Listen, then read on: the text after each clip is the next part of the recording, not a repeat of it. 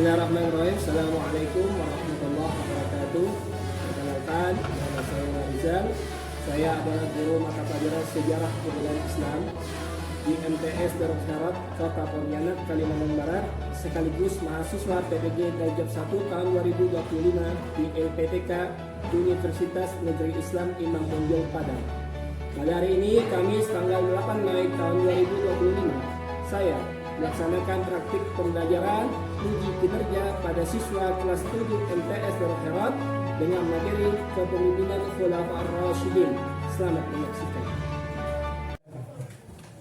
Bismillahirrahmanirrahim. Assalamualaikum warahmatullahi wabarakatuh. Waalaikumsalam warahmatullahi wabarakatuh. Sebelum kita mengawali kegiatan kita pada pagi hari ini, pada siang hari ini, mari kita bersama-sama membaca doa terlebih dahulu. Minta tolong ketua kelas yang memimpin pembacaan doa tersebut. Silakan. Bismillahirrahmanirrahim. Bismillahirrahmanirrahim. Allahumma Salli ala Sayyidina Muhammadin salatan tukhrijuni min dhulumatil wahmi Allahumma salli ala Sayyidina Muhammadin wa alihi al-mudhi nisyani binuri likulli lamhatin wa nafasin adadama wasyahu ilmullah.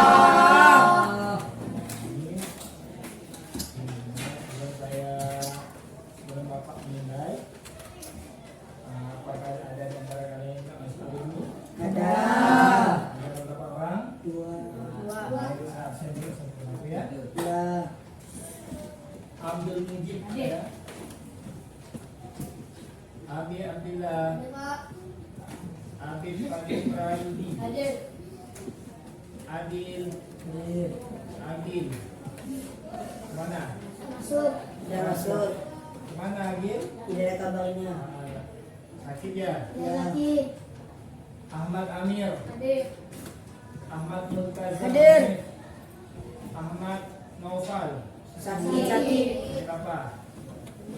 Demam. Pingsan. Ahmad Nuzul. Ahmad Qaimuddin Abdullah. Aiman Fakih. Arisa Putra. Isnur Rafiq. Herul Anam. Sakit. Kenapa? Kuping. Herul Umam. Lukman Hakim Al-Ayyubi. Sakit. Kenapa? Maheza Al-Fatah. Mina Nur Rahman. Muhammad Amirullah. Muhammad Daniel. Muhammad Fadil. Muhammad Farhan. Sakit lang. Muhammad Ghaizan. Muhammad Haris Akbar. Sakit. Sakit. Muhammad Ilham. Muhammad Kanafil Kafi.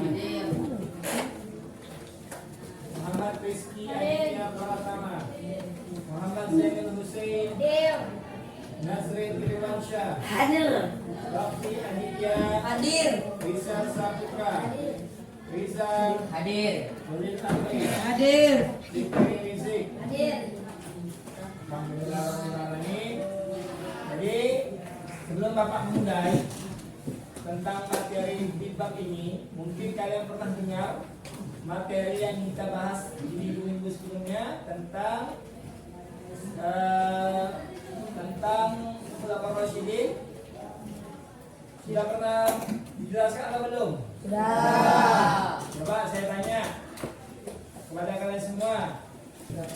Jadi Khulafaur Rasyidin itu apa artinya?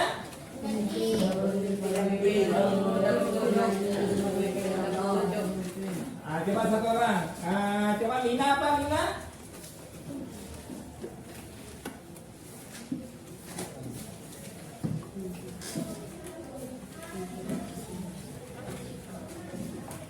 Tidak tahu Mina? Coba yang tahu tunjuk tangan. Nah, coba kamu. Siapa nama kamu? Nah, Khulafaur Rasyidin adalah pemimpin umat Islam mengganti Nabi Muhammad SAW yang telah mendapat petunjuk dari Allah Subhanahu wa Ta'ala.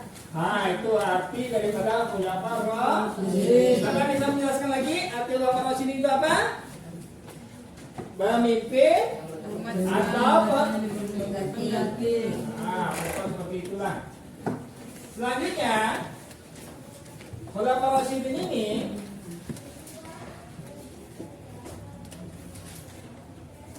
memiliki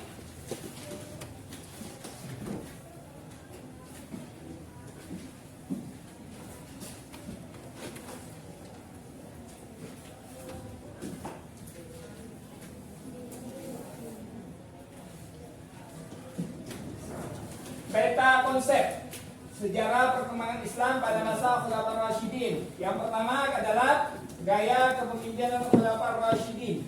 Yang kedua, prestasi yang dicapai oleh Khulafaur Rasyidin.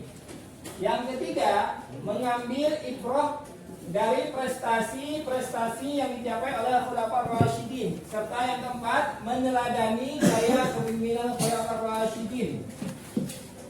Sebelum saya memulai, ada berapa sahabat yang dipilih menjadi khalifah atau Khulafaur Rasyidin di sini? 4. Kita sebutkan yang pertama siapa saja?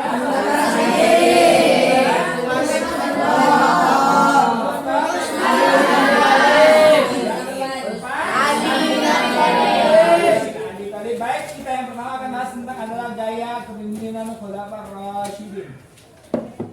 Jadi setelah Rasulullah SAW wafat, pada usia berapa Rasulullah wafat? 63 tahun. Kepemimpinan umat Islam dilanjutkan oleh umat Islam yang dipercayakan kepada Khulafaur Rasyidin. Jadi Khulafaur Rasyidin di sini berarti pemimpin yang mendapatkan petunjuk dari Allah Subhanahu wa Ta'ala. Nah, itu Khulafaur Rasyidin. Khulafaur Rasyidin di sini terdiri daripada 4 orang sahabat yang terpilih. Banyak sahabat, cuma tidak semua sahabat yang dipilih menjadi seorang khalifah atau Khulafaur Rasyidin. Sahabat-sahabat yang dimaksud di sini adalah yang pertama adalah Sayyidina Abu Bakar As-Siddiq, yang kedua Umar bin yang Khattab, ketiga yang keempat Ali bin Abi Thalib. Ali bin Abi Thalib yang telah kita bahas tadi yang pertama. Selanjutnya para Khulafaur Rasyidin memimpin dengan demokratis, karismatik, adil, arif dan bijaksana. Itu adalah sosok yang dimiliki oleh para Khulafaur Rasyidin atau 4 sahabat yang terpilih. Sistemnya itu demokratis karena di dalam pemilihan itu ada 2, ada yang demokratis, ada yang monarki. Kalau demokratis ini sistem pemilihan yang dipilih langsung sesuai dengan kesepakatan tokoh-tokoh yang ada. Itu sistem demokratis. Kalau monarki ini sistemnya itu turun temurun, tidak bisa digantikan oleh orang lain kecuali daripada kalangan keturunannya tersebut. Misalnya di dalam kepemimpinan dalam suatu negara tersebut telah dipimpin oleh seorang raja. Raja ini tidak akan mungkin ketika beliau sudah tidak memimpin akan digantikan oleh orang lain, tidak, tapi akan digantikan oleh putranya atau keluarganya yang masih hidup. Lain hanya Khulafaur Rasyidin. Khulafaur Rasyidin ini sistem pemilihan ini yaitu dengan cara demokratis. Artinya sistem pemilihan dipilih sesuai dengan kesepakatan para tokoh-tokoh yang ada. Seperti Sayyidina Abu Bakar. Seperti yang kalian dengar kemarin waktu kita bahas bahwa terpilihnya Sayyidina Abu Bakar ini menjadi khalifah karena ada beberapa sebab. Yang pertama, beliau ini merupakan orang yang terdekat dengan baginda Rasul. Yang kedua, beliau juga merupakan imam ketika Rasulullah sedang sakit. Nah, itu diantaranya.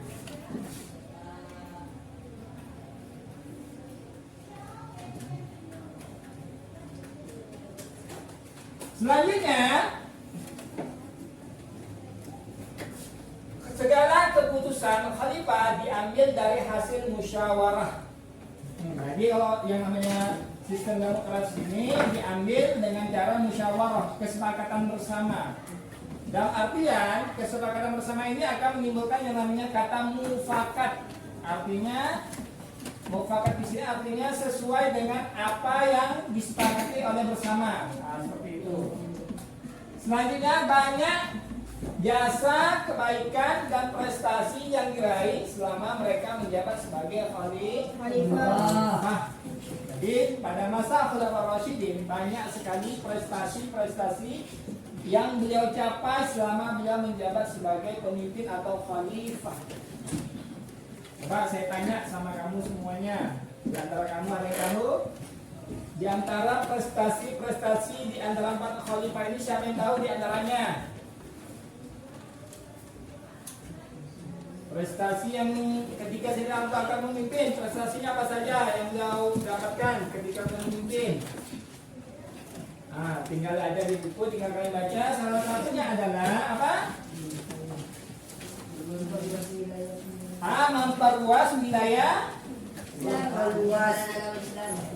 Memperluas wilayah agama Islam.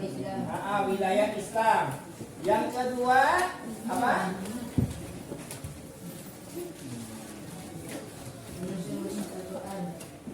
Memerangi orang-orang murtad. Yang ketiga, kodifikasi Al-Qur'an. Itu adalah di antara salah satu prestasi yang dilakukan oleh sahabat-sahabat yang terpilih menjadi Khulafaur Rasyidin. Selanjutnya, perluasan prestasi ya, ini kita bahas prestasi yang dicapai oleh Khulafaur Rasyidin. Yang pertama, Sayyidina Abu Bakar As-Siddiq, yang mana beliau ini memimpin selama berapa tahun? Dari tahun 11 Hijriah sampai 13 Hijriah. Berarti kurang lebih 2 tahun. Yang tidur dulu. Oke, siapa yang mau tidur nih? Bangun. Sedangkan selama beliau menjabat menjadi khalifah 2 tahun, beliau ini memiliki prestasi yang sangat luar biasa. Salah satunya adalah kaum muslimin mengalami guncangan dan permasalahan setelah Nabi Muhammad SAW wafat. Yang kedua, kaum muslimin bermusyawarah mencari sosok pemimpin umat Islam setelah Nabi Muhammad SAW wafat. Yang ketiga, Sayyidina Abu Bakar terpilih sebagai khalifah menggantikan Rasulullah. Serta yang terakhir, Sayyidina Umar bin Khattab membaiat Sayyidina Abu Bakar ini sebagai khalifah di Masjid Nabi. Seperti itu. Selanjutnya, prestasi Khulafaur Rasyidin yang dicapai pada masanya. Yang pertama, yang tadi kita bahas, prestasi Sayyidina Abu Bakar itu apa? Yang pertama, menyebarkan agama Syam. Ada yang tahu Syam itu di mana? Syam itu dulunya, Syam itu merupakan negara. Sekarang memiliki ibu kota Damaskus, Syria, Syam. Yang kedua, memberantas kaum murtad. Sebagaimana yang kalian ketahui, bahwa pada masa Sayyidina Abu Bakar As-Siddiq, kalian baca di buku pada, bahwa pada masa Sayyidina Abu Bakar As-Siddiq banyak sekali nabi-nabi palsu yang mengangkat dirinya ini sebagai nabi untuk menghancurkan agama Islam. Salah satunya adalah Aswad al-Ansi. Yang kedua, Tulaiha bin Khawalid al-Asadi. Yang ketiga, Malik bin Mughirah. Serta yang keempat, Musailamah al-Kadzdzab. Itu adalah nama-nama nabi palsu yang terjadi pada masa Khalifah Sayyidina Abu Bakar As-Siddiq. Serta yang keempat, prestasi yang diraih pada masa Sayyidina Abu Bakar memimpin, yaitu kodifikasi Al-Quran.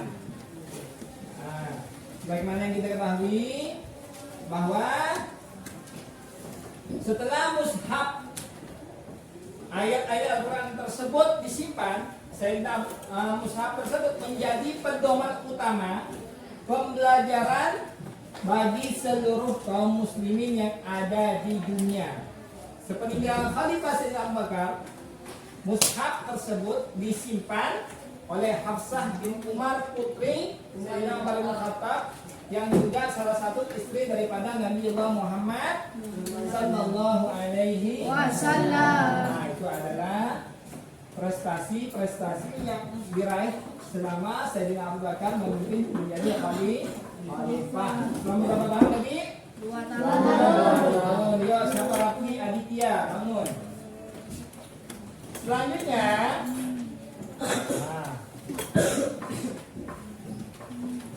Khalifah Sayyidina Umar bin Khattab. Tahu Sayyidina Umar bin Khattab?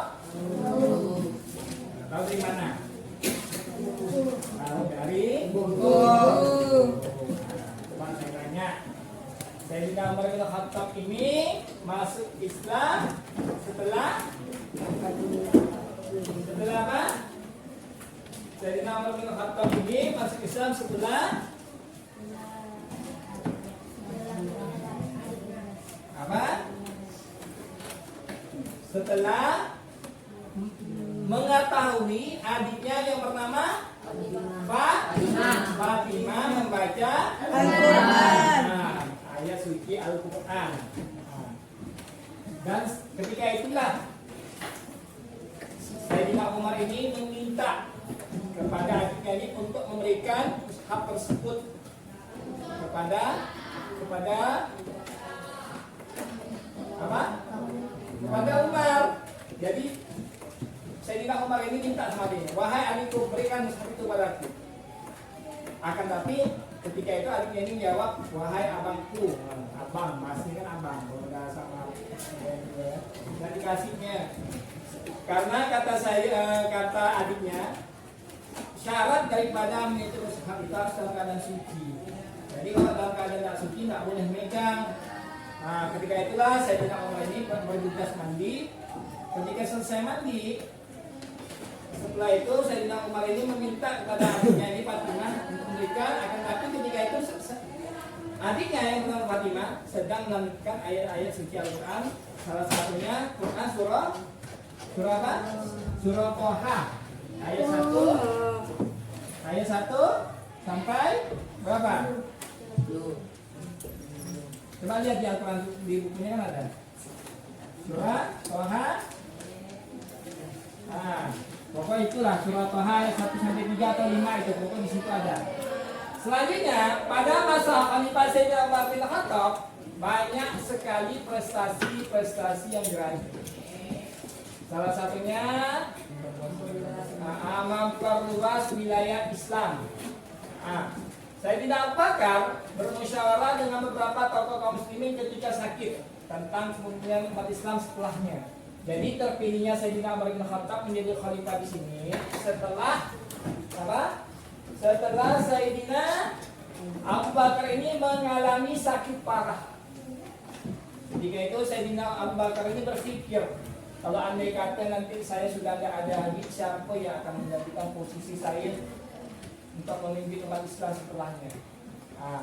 Setelah itu tidak ada satu orang pun yang sanggup menerima amanah tersebut. Lalu Sayyidina Abu Bakar ini mengusulkan Sayyidina Umar bin Khattab ini untuk menggantikan posisi beliau, yaitu Sayyidina Abu Bakar As-Siddiq. Dan Sayyidina Abu Bakar pun wafat pada tahun 13 Hijriah dan kaum muslimin pun membaiat Sayyidina Umar bin Khattab menjadi khalifah. Wah. Lanjut, next langsung. Prestasi Sayyidina Umar bin Khattab selama beliau menjabat atau selama beliau memimpin. Yang pertama adalah membentuk pemerintah yang adil, berwibawa dan disegani. Itu salah satu prestasi yang beliau lakukan selama beliau menjabat sebagai khalifah. Ngantuk. bangun, nggak usah tidur. Nah, apa yang pertama? Prestasi dari Umar bin Khattab. Apa? Coba bacakan. Apa? Nah, prestasinya adalah membentuk pemerintahan yang adil, berwibawa dan disegani. Yang menurutnya pada masa pemerintah sebelumnya ini diobrak-abrik sama tokoh-tokoh yang nggak senang dengan kepemimpinan yang lain. Akan tetapi setelah Sayyidina Umar bin Khattab ini, hal tersebut itu berubah. Bahkan bukan hanya disegani, bahkan ditakuti oleh tokoh-tokoh yang lainnya. Yang kedua, memperluas kekuasaan Islam ke Afrika serta runtuhnya kerajaan Persia di Romawi. Romawi? Di mana Romawi? Yo, siapa yang di belakang tuh? Multazam Hanif. Nggak usah tidur. Karena kalau tidur ketika belajar, apa yang kamu dapatkan pun nggak akan ada hasilnya. Nggak ada gunanya kamu datang dari kamar ke sini sampai sini tidur. Capek Pak dari pagi sampai jam. Emang Kak sekarang ini jam berapa? Yuk, nggak usah tidur ya. Hanif. Selanjutnya membangun kota Basrah. Nah, kalau saya tanya sama kamu, kota Basrah itu terletak di negara mana? Yo, yang tahu tunjuk tangan. Kota Basrah itu terletak di negara mana? Yo, yang tahu tunjuk tangan. Hah? Siapa tunjuk tangan? Yo, tunjuk tangan yang tahu. Di negara Iran. Apa? Di mana? Di Iran. Irak. Ada Iran, ada Irak. Kalau saya tanya, Irak ibu kota negaranya apa? Baghdad. Basrah ini merupakan kota yang ada di wilayah negara Irak. Sama halnya Pontianak. Pontianak ini kan di Kalimantan Barat, ibu kotanya Pontianak kan hanya ada di Pontianak. Pontianak tuh di Kalbar juga ada kota Singkawang, kota Mempawah. Mempawah itu kan kota kabupaten. Yang saya tahu, kota ini kan setiap kota itu dipimpin oleh wali kota. Kalau kabupaten itu dipimpin oleh bupati. Seperti yang ada di Kalbar ini, kota yang ada tuh hanya ada dua, kota Pontianak dan kota Singkawang. Selebihnya itu bukan kota Pontianak, selebihnya bukan kota, tapi kabupaten yang dipimpin langsung oleh bupati. Nah, kalau saya tanya sekarang, nah, lanjut. Yang selanjutnya, prestasi Sayyidina Umar bin Khattab adalah membangun kota Fustat sebagai ibu kota Mesir. Nah, dulu Fustat ibu kota Mesir ya sebelum Kairo. Jadi sebelum Kairo menjadi ibu kota Mesir, dulunya ibu kota Mesir itu ibu kotanya adalah Fustat. Nah, kan tapi sekarang sudah berubah. Fustat ini sudah diubah. Jadi kok ibu kota negara Mesir sekarang menjadi Kairo. Yuk, bangunkan siapa lagi yang tidur dulu, yuk. Ada yang tak paham? Sebelum saya lanjutkan, yuk. Yang tak paham? Yuk, lanjut. Yang selanjutnya membangun Masjid Amr bin As. Prestasi Sayyidina Umar bin Khattab. Serta yang terakhir menetapkan kalender Islam. Apa yang kita kenal dengan kalender Islam. Ya. Ada yang tak paham? Sebelum saya melanjutkan ke materi selanjutnya, yuk tunjuk tangan sebelum saya melanjutkan di bab tentang Khulafaur Rasyidin, tentang prestasi yang diraih ketika Sayyidina Umar bin Khattab ini memimpin. Ada yang tak paham?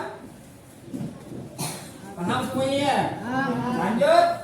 Selanjutnya kita masuk di materi di next Nah, prestasi yang diraih salah satunya adalah wafatnya Sayyidina Umar bin Khattab. Nah, ini wafatnya. Jadi Sayyidina Umar bin Khattab di sini wafat setelah sebuah persekongkolan yang dirancang musuh-musuh Islam dari kalangan Yahudi dan Persia. Persia. Yo, bangun. Nggak usah tidur ya, nggak usah tidur. Nah, nggak usah tidur. Abdillah, yo, nggak usah tidur. Yang kedua, Umar bin Khattab wafat karena dibunuh ketika sedang melakukan sholat subuh. Yang ketiga, Umar bin Khattab dibunuh oleh Abu Lu'lu', seorang mantan budak Persia. Nah, jadi Sayyidina Umar itu dibunuh ketika sedang melaksanakan sholat subuh, dibunuh oleh seseorang yang bernama Abu Lu'lu' dari kalangan orang Persia, mantan budak Persia. Nah, dibunuh dengan apa? Dibunuh dengan belati yang beracun. Tahu belati? Itu kayak senjata yang pisau, yang dikasih racun dibunuh. Nah, begitu udahlah. Gitu ya. Selanjutnya, Khalifah Sayyidina Utsman bin Affan. Nah, paham nggak yang tadi itu? Dari Sayyidina Abu Bakar, Umar, sekarang masuk yang ketiga. Apa yang ketiga? Sayyidina Utsman bin Affan. Tahu Khalifah Sayyidina Utsman bin Affan? Jadi Sayyidina Utsman bin Affan ini adalah Khalifah ketiga setelah Sayyidina Umar bin Khattab. Sayyidina Utsman merupakan saudagar kaya yang membantu visi dan misi Islam dengan harta. Jadi harta yang dimiliki oleh Sayyidina Utsman bin Affan beliau gunakan untuk kemaslahatan umat Islam, untuk kejayaan umat Islam, untuk visi dan misi umat Islam. Nah, seperti itu. Khalifah Sayyidina Umar bin Khattab di sini membantu majelis syuro yang beranggotakan Sayyidina Ali bin Abi Thalib, Sayyidina Utsman bin Affan, Sayyidina Sa'ad bin Abi Waqqas, Sayyidina Abdurrahman bin Auf, Sayyidina Zubair bin Awam, serta Sayyidina Talha bin Ubaidillah. Tidak paham dengan apa yang dibaca. Yuk, bangun. Selanjutnya, tugas majelis syuro adalah menentukan khalifah jika Sayyidina Umar ini wafat. Jadi ada majelis syuro yang mana fungsi daripada majelis syuro di sini adalah menentukan siapa yang akan menggantikan khalifah Sayyidina Umar bin Khattab ini setelah beliau wafat. Makanya setelah Sayyidina Umar bin Khattab wafat, diadakanlah yang namanya musyawarah atau pemimpin membahas setelah pemimpin apa? Setelah Sayyidina Umar bin Khattab wafat, diadakannya lah perkumpulan. Nah, itu musyawarah. Itu makanya ada sistem demokratis dan sistem monarki. Ada yang pakai sistem pemilihan, ada yang pakai sistem turun temurun. Nah, seperti itu. Apa ngantuk? Rizal, ngantuk. Ngantuk.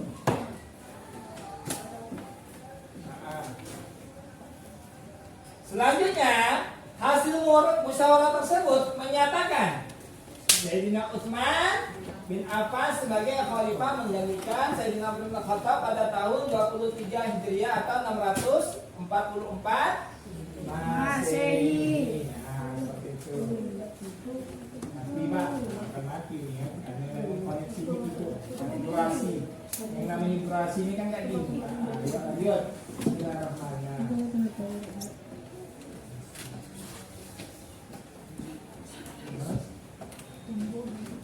Selanjutnya, prestasi yang dilakukan Sayyidina Utsman bin Affan setelah beliau menjabat sebagai khalifah. Banyak sekali prestasinya. Bukan hanya satu sahabat yang memimpin, tetapi sahabat-sahabat lain juga pernah memimpin. Nah, seperti itu. Apa saja? Yang pertama, apa? Menuntaskan penguasaan di Syam. Yang kedua, membangun armada laut. Yang ketiga, mempertahankan dan memperluas daerah Islam. Serta yang keempat, menyempurnakan Kualifikasi Al-Quran dan perbedaan dalam pelafalan bacaan Al-Quran. itu adalah salah satu prestasi yang dilakukan oleh Sayyidina Utsman bin Affan. Nah itu. Dan bahkan beliau, kalau kita membaca sejarah itu disingkat lagi, beliau ini mendapat julukan dengan sebutan Zunnurain wal Hijratain, orang yang memiliki dua cahaya, orang yang melakukan dua kali hijrah. Kenapa? Kalau Sayyidina Utsman ini mendapatkan gelar yang seperti itu, Zunnurain, karena alasan beliau ini menikahi dua putri Nabi atau Rasulullah yang bernama dan Sayyidatul Rokoy. Ya. Wal hijratain, karena apa? Karena beliau akan hijrah kedua kali ke mana? Madinah. Habsi dan Madinah. Nah, seperti itu ya. Selanjutnya wafatnya Sayyidina Utsman bin Affan. Ada kehidupan, ada kematian. Seperti yang dilakukan oleh para sahabat ketika beliau masih hidup. Dikenang sepanjang masa. Sampai wafat pun masih ada kenangan jasa-jasa yang kita dapat lihat. Makanya dikatakan dalam suatu perkataan, wafatnya orang alim itu merupakan ketenangan bagi jiwanya, sedangkan wafat meninggalnya orang-orang yang tidak memiliki jasa atau orang yang bodoh, orang yang buruk, merupakan ketenangan bagi manusia. Bayangkan, orang wafat saja kebaikannya yang dibahas di sini. Nah, Sayyidina Utsman bin Affan mengganti para gubernur yang tidak cocok dan kurang cakap dengan orang yang kredibel dari kalangan kerabatnya. Ya, artinya ini yang tidak sesuai dengan keinginan, tidak sesuai dengan kinerjanya, seperti itu. Yang kedua, Sayyidina Utsman bin Affan menilai beberapa pejabat dan gubernur gagal dan tidak menjalankan amanah dengan baik. Yang ketiga, kegagalan para pejabat dimanfaatkan oleh Abdullah bin Sabah, seorang Yahudi, untuk memberontak kepada khalifah. Serta yang selanjutnya, Abdullah bin Sabah memprovokasi, bayangkan, memprovokasi beberapa orang dan mengajukan beberapa tuntutan kepada Khalifah Sayyidina Utsman bin Affan, namun ditolak. Serta yang selanjutnya, para pemberontak memasuki rumah Khalifah Utsman bin Affan. Yang terakhir, Utsman bin Affan dibunuh dan meninggal saat membaca Al-Quran pada tanggal 8 Zulhijjah atau 35 Hijriah. Di tahun ke-35 Hijriah atau di usia beliau ini dalam 82 tahun beliau wafat. Nah, itu adalah wafatnya Sayyidina Utsman bin Affan. Selanjutnya kita masuk Khalifah Sayyidina Ali bin Abi Thalib. Sering kalau kita dengarkan tentang lantunan-lantunan, pujian-pujian yang membahas tentang kekeraman sahabat-sahabat Nabi, tidak sedikit yang mereka lantunkan. Salah satu yang kita sering dengar, Abu Bakar sahabat Nabi, terus Umar, Utsman, Sayyidina Ali, Nabi Muhammad itu Kanjeng Gusti, Allah Ta'ala yang Maha Suci. Nah, mungkin pernah dengar ya kayak gitu. Kalau tak pernah dengar berarti kamu masih belum lahir. Selanjutnya Sayyidina Ali bin Abi Thalib adalah anak daripada paman Nabi Muhammad yang bernama Sayyidina Abu Thalib. Jadi Sayyidina Ali, wallahu a'lam. Sebelum kita mengakhiri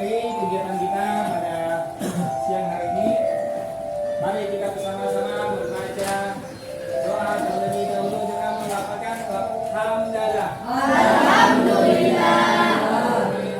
Alamin. Dan kan dengan perkataan Bismillahirrahmanirrahim. Rabbana bima 'allamtana rabbi 'allimna alladhi yanfa'una rabbi faqqihna wa baqi lana wa qarabati lana fi dinina rabbana fa'na bima 'allamtana rabbi 'allimna alladhi yanfa'una rabbi faqqihna wa baqi lana wa qarabati lana fi dinina.